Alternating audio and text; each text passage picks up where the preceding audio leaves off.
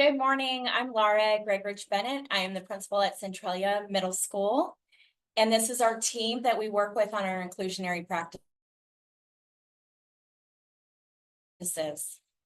I'm Carrie Gomez. I'm eighth grade resource teacher. Barrett Daniels, seventh grade resource teacher.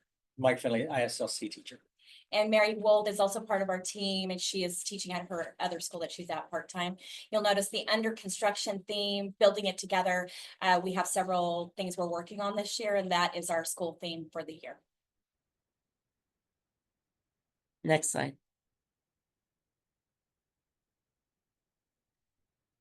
And this is our entire team here at Centralia Middle School, and we are all working on building it together this year. This is our middle school and district information. You can link to both our website and our Facebook page.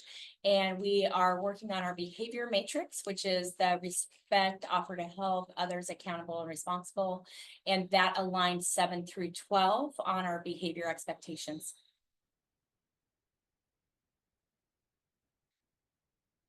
Our goal and highlights you can see here. We'll go into details into each one of these slides that follow. This is a basic overview of our school. As you can see, we have about 16% multilingual, about 9% high cap, 15% special ed, and 7% of our students are on 504s. We are 63% free and reduced, and that fluctuates and can go up. Our community overall is over 70%, below 70% of our community is below poverty level. Why did we begin to look at inclusionary practices and reducing restraint and eliminate isolation? And basically, it's just what's good for kids. We wanted to focus and be kid-centered and really make decisions on what our students need. And so both state and federal laws move toward that, as well as just the right practice for our students to give them every opportunity as they move forward, and ensure that because they're on IEPs, they are not limited in the choices and the opportunities that they have. Our history, but we all have both personal and professional reasons, but they link with exactly what I just said. Each one of our team members believes strongly in doing the best decisions for kids and moving forward. And sometimes that does come in conflict with what other people believe. And not that they don't believe what's best for kids. It's figuring out, is a gen ed ELA classroom the best for that child, or should they be pulled out into resource classroom? And what impact is that having on a child to not have that opportunity within their gen ed peers? Just being really mindful and conscientious of that, and having those discussions with our colleagues, and being really careful and understanding what an impact that does have to remove a kid from their gen ed peers. So just making sure we're being really careful about it, and every opportunity ensure we push in. Does anybody want to add in? I think it's also, we're very cognizant about the toxic stress that's built by not having an inclusion program. Pulling kids is very stressful to them. And so when we can better serve them in gen ed, and also serve kids who aren't on IEPs just by being general education teachers, it's a benefit for everybody across the board, including ourselves, including teachers. It enriches our abilities to be better teachers. And specifically to restraint and isolation, it has been proven that restraint and isolation creates more trauma, not only for our students, but for our staff and our families as well. So, sorry. When I believe passionately about something, I get teary. I thought I was going to do better in the presentation, but it's just that important to ensure that we are providing the very, very best we can for our students, for our families, and for our staff. And that is what we're striving to do. It's almost like setting like what we want to see in the community. It like starts here in the schools, because our kids go out into the communities. Mm-hmm.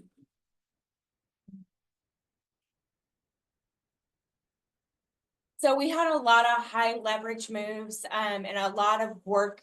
Both our admin team did, our counselors did, and our special ed and general education teachers. Some of it was just done and, we're still trying to figure it out but we also, even though it's been hard lifts and kind of at times you're like, wow, we did that without a whole heck of a lot of planning or training. But it was also what was best for kids. And so as we did that, we've seen extreme benefits. One of the first things we did when I joined the team here at Centralia Middle School 3 years ago, Mike said, can I take out my isolation booth out of my classroom? And I was like, absolutely. And so we took all the isolation booths out of our school. And we work with counselors to ensure that we were building an inclusive master schedule. We cluster and schedule our special education students first and our multilingual students first. And then you also have been high cap clusters, kids who need band, kids who need algebra, and we schedule those special groups first. And the clustering is vital. Because if you do not cluster your kids, if you have 10 sections of core ELA and your special educations are spread through all 10 sections, and then all 10 sections of math and all 10 sections of science and all 10 sections of social studies, you're not going to be able to get the support you need. You have to cluster them so that you can target and support in those classrooms. So those are a few examples, and we made those changes. Our counselors have been amazing in doing that scheduling process to ensure that happens.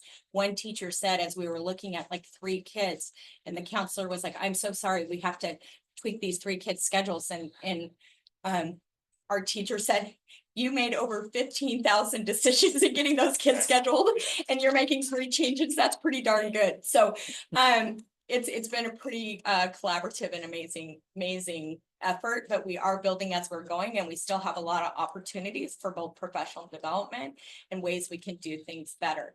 Our special education teachers made some huge lifts and changes in their practices as they push in, and I'd like them to just highlight a couple of those. So I one of them for me was when we started last year is we had a student came in 3 years ago as a 7th grader, and he had come out of an EBD classroom, and he was 6 or 5 periods a day in SPED resource, and then 1 period to 2 periods a day in Gen Ed. Last year when we started this, he came in as an 8th grader. We literally flipped his schedule and gave it a try. And he went 5 periods in Gen Ed and 2 periods in SPED, and it reduced so many of his behavior issues. It made it so he would transition to his Gen Ed, which he was not doing the year before with only 1 or 2 Gen Ed classes. So we saw just looking at things differently and looking at each student as what might be best for them, and then doing a trial to see if that would work. We made a lot of, we saw a lot of improvements through inclusionary practices. It's one of the things that we have to do the transition from minutes from elementary school into middle school, that things work so differently. That we have to run a trial period at the beginning of the year. It's usually about 6 weeks, so that we can measure students, how they achieve and what they look like in Gen Ed. And usually they go right for it. Like it's just a natural transition for them. They don't really understand at first that they're being served in general education until after the trial is done, and we meet back with the parents and reevaluate minutes. And that's a big push. All parents, I have yet to have a parent say, no, I want my student served only in special education. I just don't see that. I mean, especially when we present them with the research that says that they are going to achieve in general education. Not a single parent has balked at it. In fact, they've all been ecstatic that it's happening. So the trial period gives us the ability to move students around. And when Laura was talking about all what's needed on the admin side just to get the kids into these classes, it was your first thought. not your last thought. It was your first thought, and that set the tone for the entire last 2 years. And that this is what the school is doing, and it allowed our kids to get into classes. There was always space for them. There was always room for them, and it made it so much easier to start on a good footing because they were there. And if you don't do that intentionality behind it, what happens is exactly what Barrett's saying. All of a sudden, there's not room in a class. And so if you don't schedule those kids first, there won't be room. And so you have to make sure, and you have to prioritize that. The kids who don't need special services can go into any of the ELA sections, whereas a kid who needs those special services, you've got to be intentional about it. Mhm. And so when we adjust minutes, like maybe a kid comes in from elementary school where their sixth grade teacher taught a 50-minute ELA block. Well, that student would have been pulled for that entire 50 minutes. And but that doesn't work here, especially when I can select, maybe I'll split those minutes. Maybe they'll be in gen ed for 4 of those days, and then I'll have them in pull out for 1 day, but I'll spread it out across the week so that they're getting served every day in gen ed, but they're not actually leaving the gen ed classroom. So it's just, it takes a little fancy footwork and buy-in from parents and the gen ed team, because they have it's new for them too. So. And one thing I highlight when I talk to people about this is way harder work for my resource teachers. It's way harder. They're going into 10, 20 different classrooms a day. They are supporting kids across the board. It was easier for them to be in their classroom doing resource pullout and addressing student needs within their Mhm. classroom than trying to both meet student need and teacher needs in other classes. But they're doing it because it's what's best for kids, and they've seen the growth and they're believers in it, and they've done amazing work. It's hard work. It is not easy. I've had a couple people comment like, oh, well, they don't have classes. They only teach 1 class a day. Wow, I'd like that. And sure, you come try it. You come try.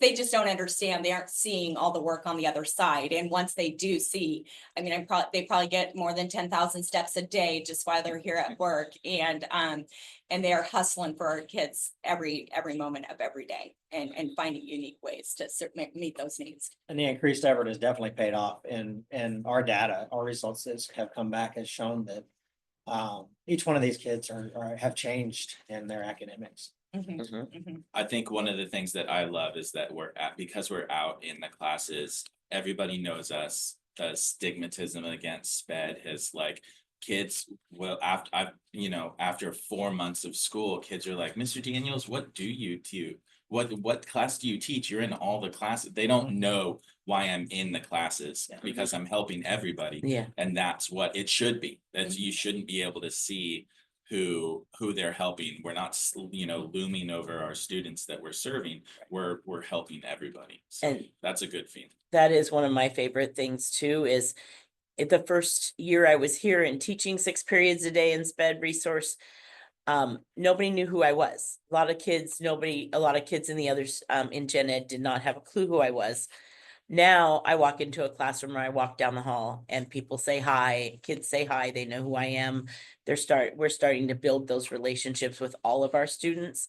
And it really helps the whole, just the whole vision of what SPED really looks like, or IEP case managing looks like. It's a natural part of everything now. Yeah. Instead of being separated. A stigma of some Yeah, sort. yeah.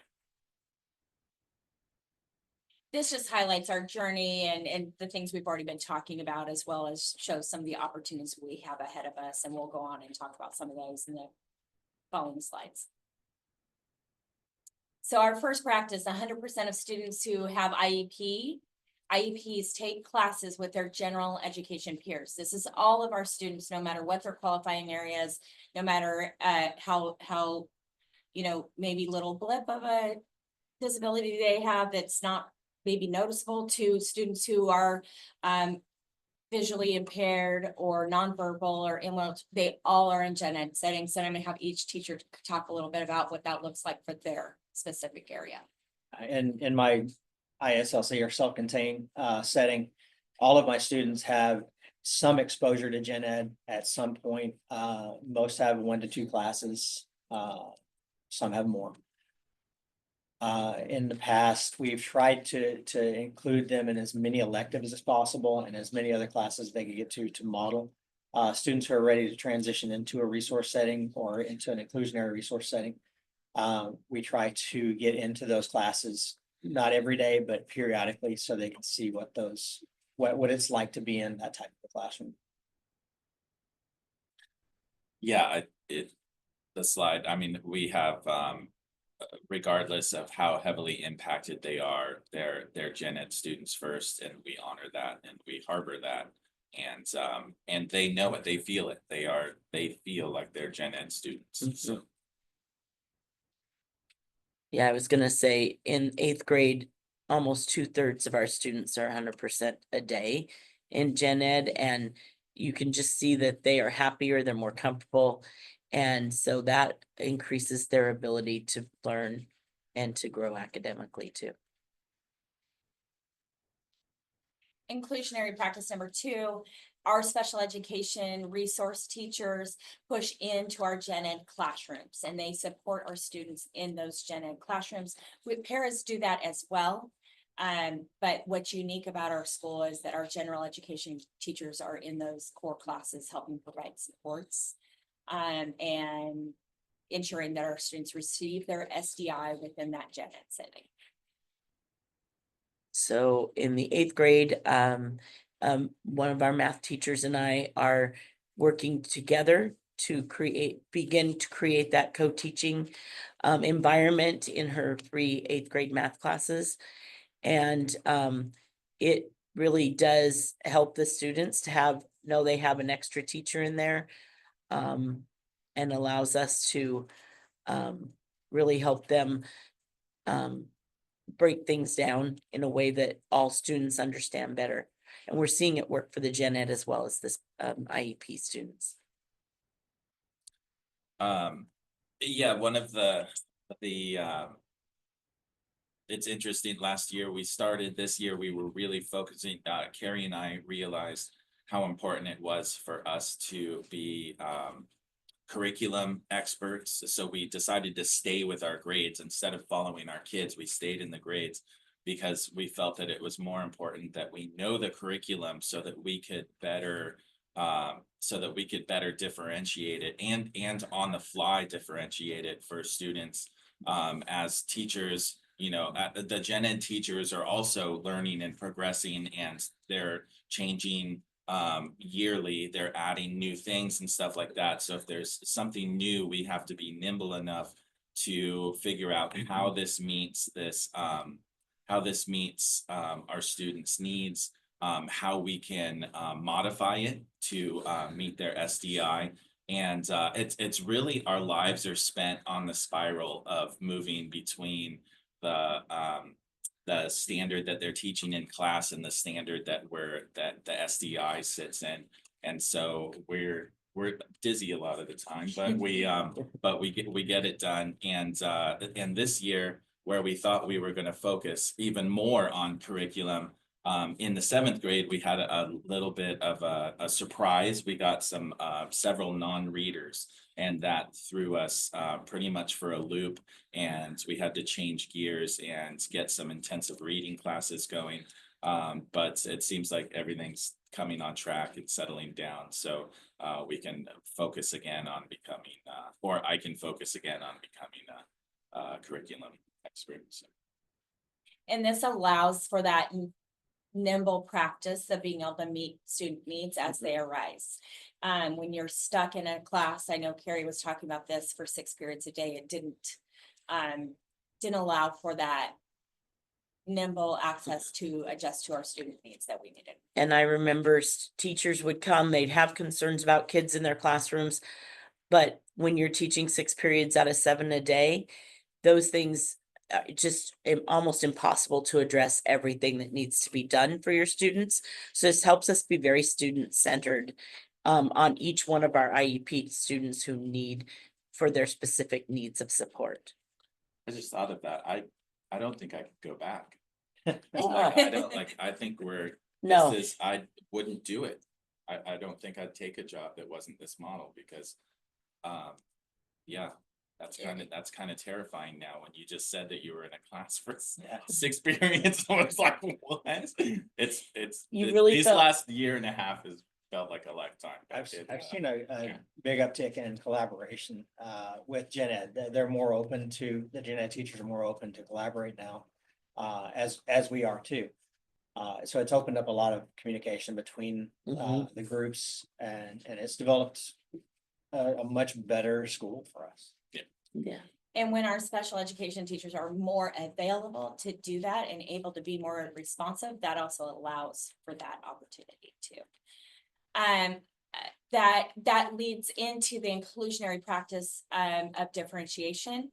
This is an area that's kind of a focus, but also a need at the same time.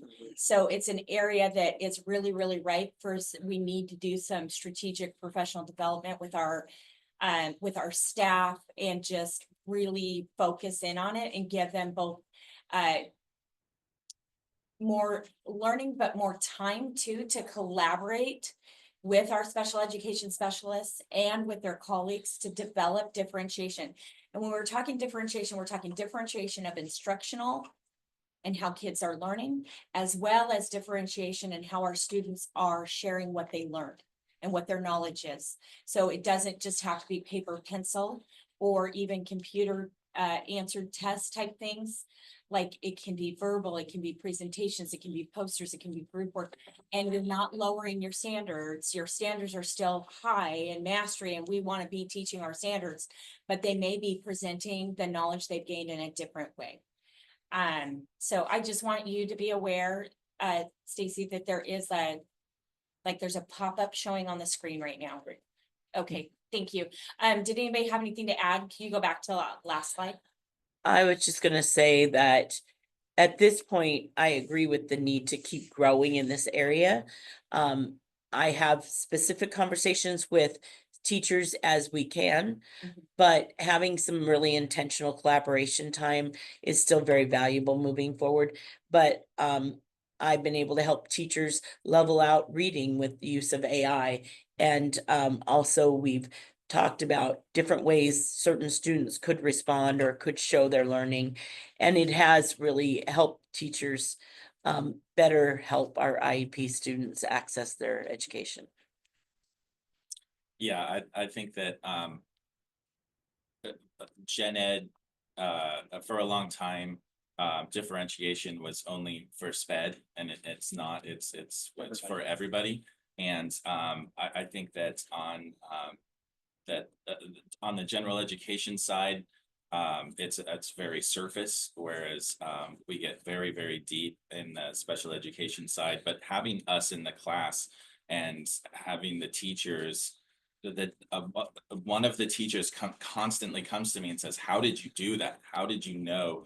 How did you get that down? How can I do that in my class? How do I learn how to do that? So it's almost like you just have to be open to the possibility of this is what can occur. They see differentiation as a very thin ribbon, where we see it as well. And so, but it's also just experience and having the need. They've been doing, we have a lot of legacy teachers that have been teaching the same thing for 20 years. And so it's they see the need, but it's not a hard sell. But it takes a lot of practice. And some of that historical piece too on this, what Barrett just touched on, was that in this school on past practice, for 20 years, we've had teachers in this building that taught here for 20 years that did not have special education teachers, kids, students in their classroom. Or maybe they've been here for 3 years or 8 years or whatever, and never had a special education student in their classroom because of the way special education was structured. And so they might only have 1 or 2 or 3 classes in gen ed, and typically those were not the exploratory classes. Those were they might go in for social studies and science, but for any opportunity for, and then they'd also be in for ELA and math, possibly, but then they'd be in resource classrooms the rest of their day. So they, and maybe a PE class. So then they wouldn't have any opportunity for exploratories. So we did have teachers in this building that had never had a special education student in their class. Or maybe the student was on a speech IEP. So this is very, very different approach, and we still have a lot of support to give our staff for that professional development piece in differentiation and what it can look like. And it's been fun to see our teachers, go on to Pinterest or, their Facebook groups or TikTok groups and find those opportunities on their own and reach out to their SPED colleagues and have those opportunities. As Carrie mentioned too, it's really built, and Mike talked about it, that collaboration and those tight-knit colleagues, whereas before our special education teachers would have been more isolated. And now they are part of our overall staff, and we're collaborating together. And so that's a huge change. It's become a two-way street with the communication, which has been very valuable to us as a staff, not only SPED, but as gen ed. We've been able to learn from our gen ed teachers a ton about curriculum that, that we really didn't know. We were taught in our teaching, in our schooling, how to handle teaching SPED, the differentiation of things. We weren't taught direct content knowledge. So now we're being exposed to those teachers and seeing how that is put into play, where we weren't able to do that in our teaching or in our learning process. So the two-way street of that communication has been valuable to us. They're learning more about the differentiation, where we're learning more about direct content. Inclusionary practice number 4 is our school-wide expectations. And these are school-wide expectations for behavior and how we do things here, how we are in the hallways, in the commons, how we enter the class, how we start our class, how we end our class, how we exit the class. Teachers have everything posted in their classrooms, and we're using discipline in the secondary classroom as a baseline for that. And our expectation is really, really high expectations with high supports for our kids. We're not doing gotchas. We're not surprising kids. We're teaching, we're practicing. And so that it's very, very clear what our expectations are. There's no guesswork. Then we provide those tier 2 and tier 3 interventions for behaviors. And because that, we've seen some awesome progress. Barrett had a specific example on this I'd like you to share. Yeah, for regarding the push-in and the CHAMPS model, it's allowed us to reduce minutes from pullout for like either behavior or social emotional, because all the expectations are in the classes now. So a student at any time, any task that's being performed in the class, like say it's independent work, they can look up on the wall and they can see exactly what they need to be doing, what the expectations are, what they need, when they're allowed out of their seat, how to get help. So what it's done is it's allowed us to be in the classrooms instead of pulling them out. It's just giving them more time. And the benefit has been massive, because we also, with that, we have tier 1 social emotional support, which we didn't have in the past. And that as well is a boon for us, because that moves more minutes from pullout for social emotional kids into general education. So in some instances, it has wiped out the SDI, and we can move the specially designed instruction to the gen ed teacher for that portion. And so so that's been a huge gain as well. Did you have anything you wanted to hear? I think you guys covered it. This was written by me last year when we were starting the program. It's kind of where we were, our big ideas and our hopes where we were for, this, I think, this was at testing. And, we were seeing some huge preliminary gains in testing. And it felt great because we knew it was hard. This was really, really hard. And to see what we were getting, from our students, what our students were giving us, giving back to us in their testing, was really nice. It was nice to be validated and that it worked. The students, testing moved to celebration, instead of something that they had to do, and they're like, oh God, testing. I had students finish a test, not be happy with their score, and ask to test again. We would allow them and they would go up. So that's a huge shift in the mentality of testing for our kids, that we kind of took us by surprise. So our students want to achieve. They want to be typical, and this gets them closer to being that way. We had a student pass the reading, writing, the SB, the SBAC, yeah, which was using new modification or using new accommodations that we got her that she had practiced throughout the year. So that was pretty awesome. Yeah, I was gonna say, going into last year too, we both were really excited. We could see visions of what we thought this could look like. But when the realities hit and we introduced it to staff and we started that work, it looked a little more daunting than we thought it was. So these test scores and really seeing how, because we didn't know what that was going to look like, what success was going to look like. And so when we saw that from the test scores and we saw our kids grow and we saw behaviors go down, those were the rewards, those were the payoffs. And this is a slide here on our data for RREI. And this was September to February data, so it wasn't even a full school year. We eliminated spring testing data just because we were too much testing. So we go from September to February now. And as you can see, our special education students showed 162% growth in 7th grade math and 104% growth in 8th grade math. And so that means over a grade level of improvement, a grade level and a half, they're meeting their growth goals, they're exceeding their growth goals, and this helps close gaps. So it just shows kids that were on IEPs or identified special education, their growth actually outpaced their gen ed peers. So just exposing them to those grade level standards and their grade level peers.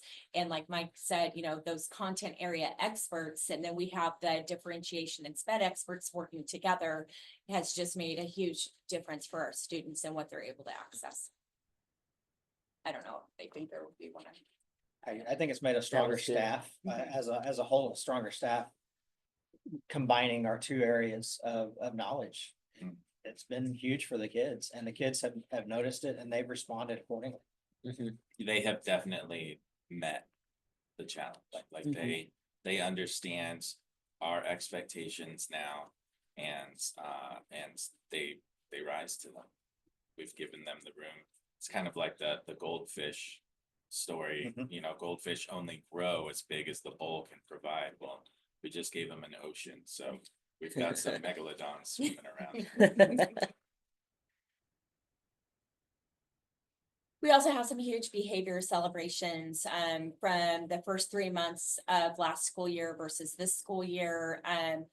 We've had a huge decrease in classroom referrals, hallway referrals, school grounds.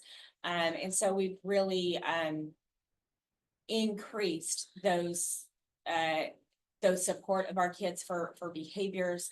I neglected to put in here that we also added AVID this year, which is also a school-wide program in regards to we're using binders as an organizational tool.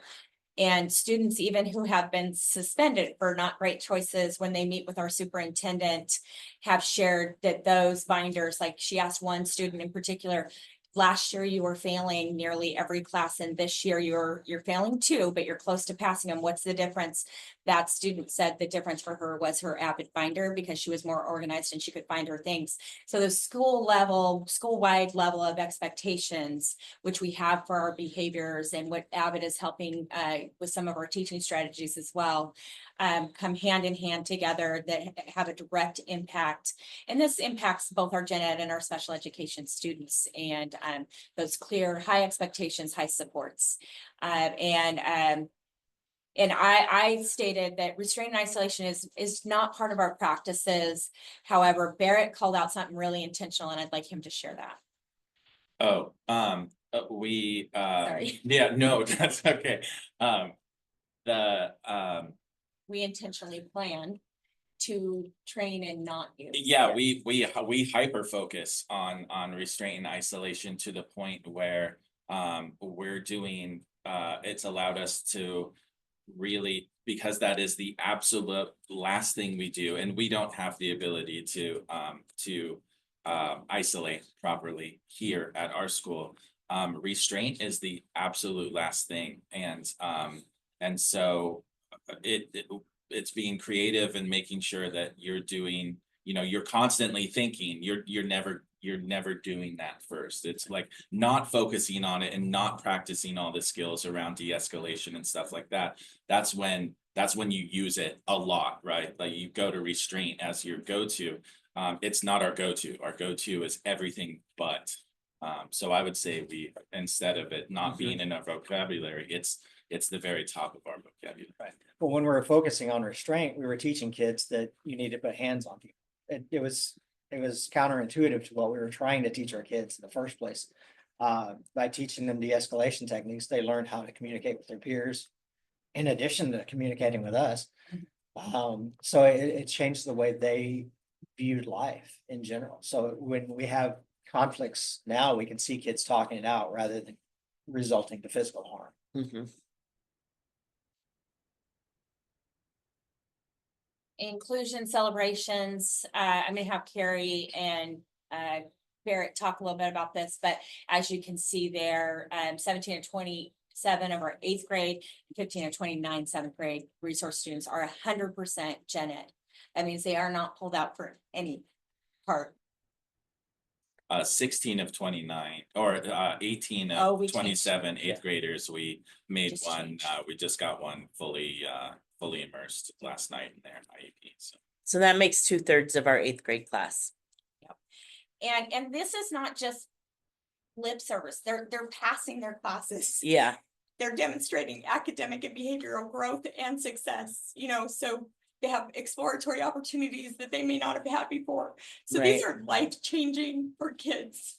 so I spoke earlier of the student who had behavioral problems as a 7th grader.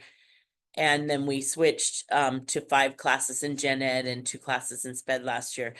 Last year, he had the opportunity to take choir. And Never had that he opportunity. never had that opportunity before, being an EBD student through most of his gen ed or most of his elementary years. And here he was, an 8th grader, and able to do choir.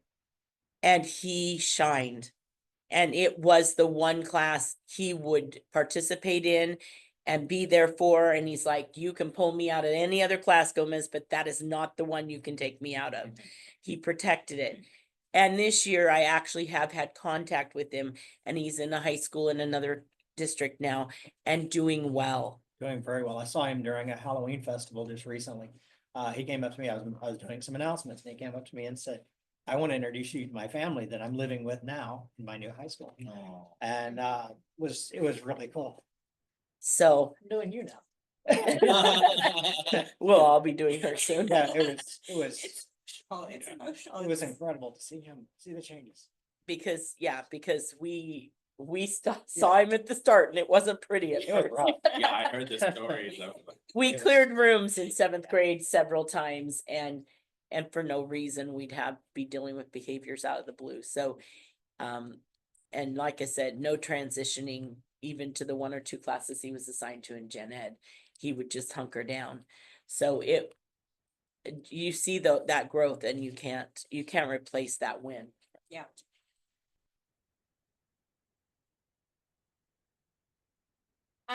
We've also had opportunities this year.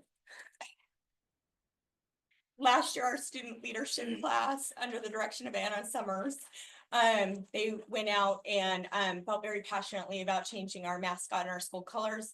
4 or 5 of our elementary schools are tigers in orange and black. Then they came to middle school and we were the yellow jackets in blue and gold. They'd go to the high school, they'd be tigers in orange and black again. So they'd have this little 2-year blip because we're only 7, 8. And they'd have this little 2-year blip of orange and gold yellow jackets.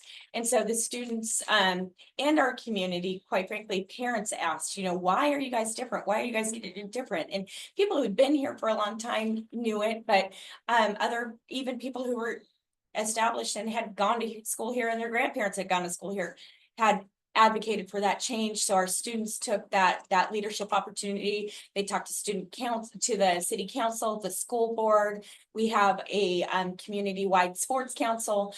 They went to other community organizations and presented, as well as to our entire student body. And over 800 people voted, or 1,000 people voted. Over 80% of them said, based off our student voice, our student-led presentations, voted to change. And so you'll see that picture of me on the front slide. I was here painting our school over Christmas break with a great team of volunteers of both community members, parents, and students. Again, with Anna and her parents, it was amazing. We are now tigers and going to orange and black. It will be a process, but that student voice, you can see in that. You can see it in our students having the opportunity to pick behavior rewards. Students who are on behavior plans, they set goals for their behavior and what they want to earn. They have voice also. Even with suspension, when they meet with my superintendent, they have choice and voice on their restorative projects that they're going to do for our community, for our school, and take ownership and giving back because they took something away by a choice that they made. So they're giving back and making things better. So that student voice is super, super important, as well as that parent and family community involvement. We started a parent group here last year. We didn't have we'd have open house and conferences, but there wasn't any other real venues for parents to be involved in middle school. And we have a parent group. We meet monthly. They put on our 8th grade celebration that we started last year as well, as we move up to the high school, and just kind of acknowledge that. Really active group last year. We're kind of struggling along, but we got 10 people out this last meeting and an active group kind of planning that 8th grade celebration. So having those opportunities for that parent voice, as well as an opportunity for me to share out things happening at the school and listen to them about things they'd like to see or any concerns that they have. So it gives that opportunity, that one-on-one connection as well. And so we still have a lot of next steps and growth. You've heard my team talking about like co-teach training is needed, time for that collaborative lesson planning, and embedding those differentiation both for learning and for how to share what's been learned by our students. So we have opportunities, but we have some amazing celebrations. It's so exciting. Our parent group also allowed us to identify people in our community that had talents that we didn't even know about. And in that group, we've since brought in one person as a staff member, and it's made a huge transition for me. Yep. And they're talented, and when they make those connections with the school, it's easier to recruit them to come work for us. Yeah. I've developed a really strong team in my classroom, and it's showing with my students. They're able to experience more because I have these very strong individuals that bring a huge amount of stuff to me. Hear me.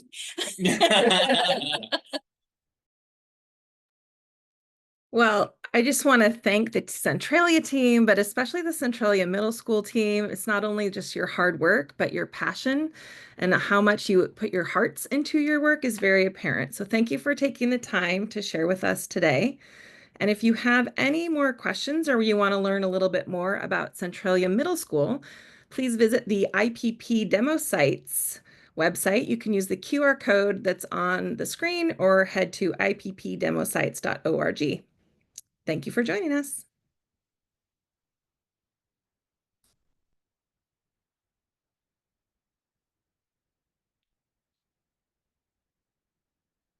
All right.